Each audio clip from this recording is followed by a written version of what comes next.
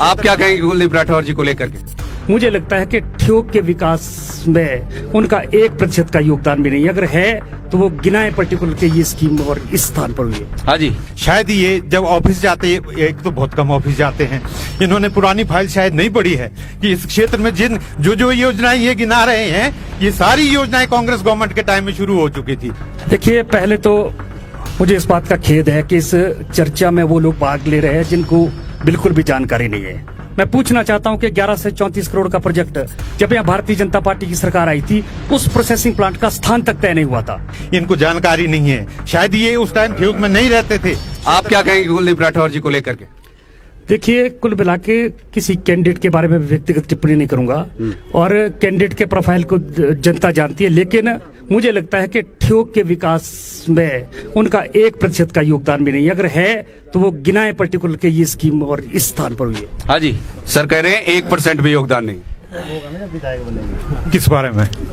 कुलदीप राठौर जी को लेकर के कह रहे हैं, विकास को लेकर 1% भी योगदान नहीं। ये हम नहीं कह रहे हैं, वो कह रहे हैं। एपीएमसी के चेयरमैन है वर्तमान में भी। शायद ये जब ऑफिस जाते, एक तो बहुत कम ऑफिस जाते हैं, इन्होंने पुरानी फाइल शायद नहीं पढ़ी है कि इस क्षेत्र में जिन जो योजनाएं ये गिना रहे हैं, ये सारी योजनाएं कांग्रेस गवर्नमेंट के टाइम में शुरू हो चुकी थी। वो चाहे मैंने कहा कि 1134 करोड़ रुपया हम लाए हैं, आप खर्च तो कीजिए। जो थर्मटी मंडी है, चाहे और योजना के, अभी कह रहे थे कि हम जो ठियोग का ये बना है कॉलेज, वो भाजपा की देन है। इनको जानकारी नहीं है, शायद ये उस टाइम ठियोग में नहीं रहते थे। वो हमारा और कुछ स्थानीय साथियों की जब स्ट्रगल किया है तब वो बना है, और वो कांग्रेस ने राजा वीरभद्र सिंह जी के टाइम में नोटिफिकेशन हुई है। ये करेक्ट कर ले। हाँ जी, देखिए, पहले तो मुझे इस बात का खेद है कि इस चर्चा में वो लोग भाग ले रहे हैं जिनको बिल्कुल भी जानकारी नहीं है। जहां तक 1134 करोड़ के प्रोजेक्ट का सवाल है, मैं पूछना चाहता हूं कि 11 से 34 करोड़ का प्रोजेक्ट जब यहाँ भारतीय जनता पार्टी की सरकार आई थी, उस प्रोसेसिंग प्लांट का स्थान तक तय नहीं हुआ था।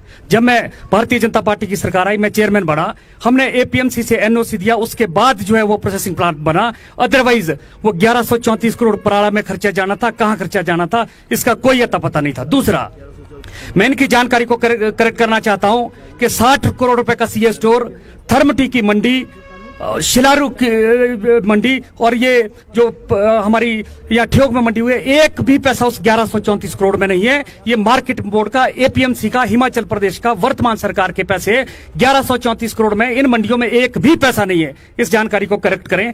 और दूसरा, जहां तक कॉलेज की बात है, कॉलेज के लिए ठीक है कि उसमें आंदोलन हुआ था, और आंदोलन में मैं बिल्कुल एग्री करता हूं कि यहाँ के ठियोग के सभी जो है लोगों ने भाग लिया था, लेकिन मैं बार बार ये दावे के साथ कहता हूं कि इस भव्य डिग्री कॉलेज का बजट, इसकी पैसे की सैंक्शन, इसका निर्माण भारतीय जनता पार्टी के कार्यकाल में हुआ है। मॉनसून के सुहाने मौसम में हिमाचल की पसंदीदा मारुति कारों पर आकर्षक ऑफर।